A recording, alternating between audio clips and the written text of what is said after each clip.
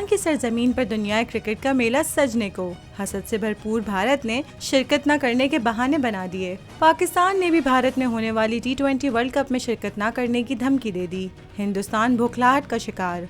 भारतीय cricket board BCCI के नायब सदर राजीव शुक्ला ने पाकिस्तान की जानिब से भारत में होने वाले 2026 के T20 वर्ल्ड कप का बायकॉट करने की खबरों पर रद्द अमल दिया है। राजीव शुक्ला ने कहा कि BCCI चैंपियंस ट्रॉफी के लिए पाकिस्तान का सफर करने के लिए हुकूमत की मंजूरी का इंतजार कर रहा है। दूसरी जानिब BCCI के एक और सीनियर ओहदेदार ने एतराफ़ किया कि अगर भारत चैंपियंस ट्रॉफी के लिए पाकिस्तान का सफर नहीं करता तो पाकिस्तान क्रिकेट बोर्ड रद्द अमल जाहिर करेगा।